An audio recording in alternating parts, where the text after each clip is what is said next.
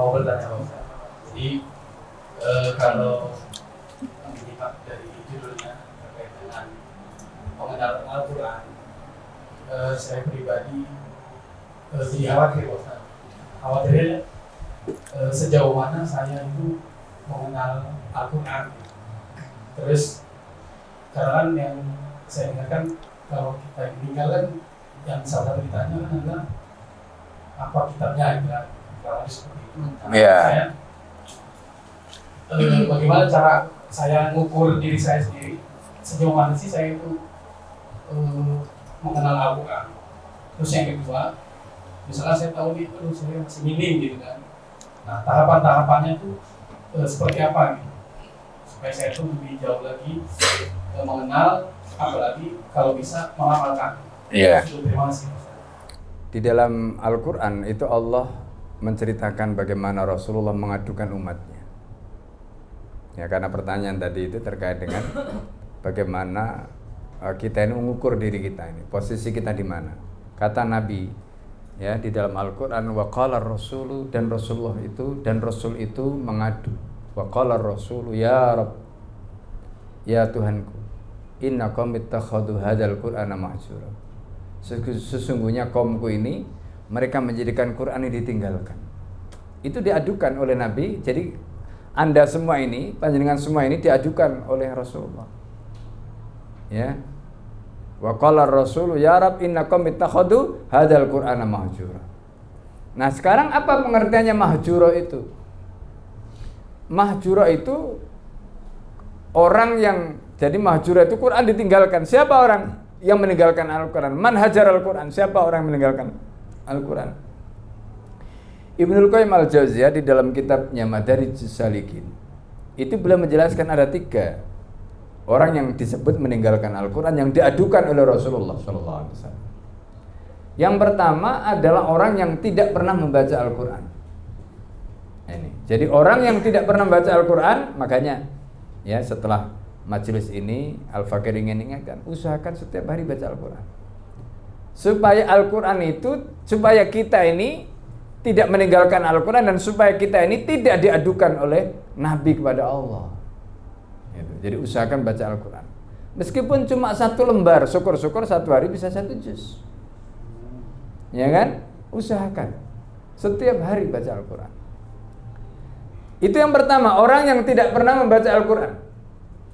Yang kedua, kata Nabi, ya, kata Ibnul Qayyim Al-Jauziyah tadi, siapa yang disebut manhajar Al-Quran, meninggalkan Al-Quran tadi? Yang kedua adalah orang yang membaca Al-Quran tetapi tidak memahami maknanya Al-Quran, tidak memahami isinya Al-Quran, itu termasuk meninggalkan Al-Quran.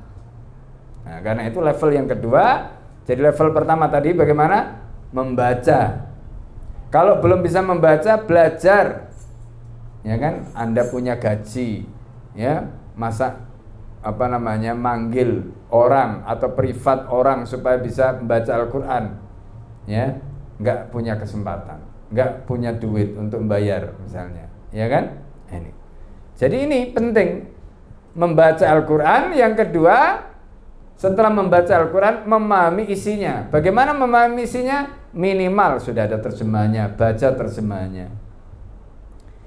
Baru yang ketiga, siapa orang yang meninggalkan Al-Quran tadi? Orang yang tidak pernah membaca, orang yang tidak memahami isinya, dan yang ketiga, orang yang nggak pernah membaca, nggak memahami isinya, dan yang ketiga ini, ya, orang yang dia itu membaca, oke, mengerti isinya, oke, tapi yang ketiga tidak mengamalkan. Ini juga termasuk meninggalkan Al-Quran. Nah, ini ya, naudzubillah summa naudzubillah. Nah, makanya kata Nabi, Rasulullah itu mengajarkan pada kita, ya, apa diantaranya? Rasulullah SAW itu menyuruh kita supaya kita itu berinteraksi terus-menerus dengan Al-Quran. Ya, supaya kita ini berinteraksi terus-menerus dengan Al-Quran.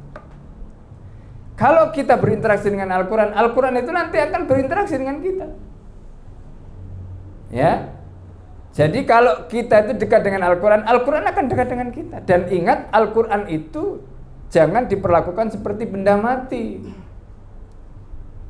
Ya, karena Al-Quran itu kalamnya Allah. Jadi kalau kita hidupkan Al-Quran, kita sucikan, kita agungkan, kita baca tadi, kita hadirkan maknanya, Al-Quran itu akan menerangi hati kita. Gitu. Ya, Al-Quran itu akan menerangi hati kita. Itu.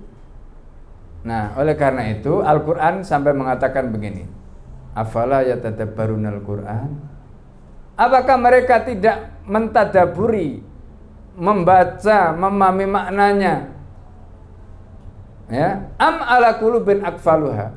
Ataukah hati mereka itu dikunci sehingga kemudian akhirnya ketika mereka membaca Al-Quran itu enggak ada getaran sama sekali di dalam hatinya. Nanti kalau panjenengan semua sudah merasakan getaran, ya misalnya contoh ya, kalau kita mendengar orang baca Al-Quran, kita mengerti maknanya, nangis, Masya Allah, itu nikmat sekali. Nikmat sekali. Abu Bakar radhiyallahu anhu ya, ketika sholat di belakang Nabi itu selalu nangis. Bahkan Abu Darda itu sampai pingsan ketika Al-Quran itu dibaca. Ya, ayat-ayat tertentu dibaca. Abu Darda itu sampai pingsan. Abdullah bin Rawaha ketika mendengarkan ayat Al-Quran dibaca oleh Rasulullah di majelisnya Nabi, wa in minkum illa warithuha wa kana 'ala rabbika hatman maqdiyya, dan tidak ada di antara kalian kecuali pasti menjadi bahan bakar neraka, wa kana 'ala rabbika hatman maqdiyya, dan bagi Tuhanmu itu merupakan keputusan yang pasti. Nangis Abdullah bin Rawaha, pulang sampai di rumah pintu kamarnya ditutup, nangis sejadi-jadinya dalam kamar. Itu Abdullah bin Rawaha. Kalau kita sudah sampai pada level seperti itu, hubungan kita dengan Al-Quran, Masya Allah, nikmat. Masalah apapun, Allah akan menghadirkan solusi melalui Al-Quran tadi. Nah, di sini kuncinya ya, berarti apa? Kita harus berinteraksi dengan Al-Quran. Interaksi kita harus intens. Al-Quran itu kata Rasulullah aksar tafallutan, itu seperti hewan yang gesit. Jadi kalau kita itu meninggalkan Al-Quran seminggu, maka ibaratnya Al-Quran itu akan meninggalkan kita jauh lebih lama, sebulan. Kalau kita sebulan tidak baca Al-Quran, Al-Quran akan meninggalkan kita mungkin setahun. Coba bayangkan kalau setahun nggak baca Al-Quran, atau sebulan nggak baca Al-Quran, rasanya kayak apa hatinya itu? Kalau kata orang Jawa, atos, keras. Ya, naudzubillah, subhanallah.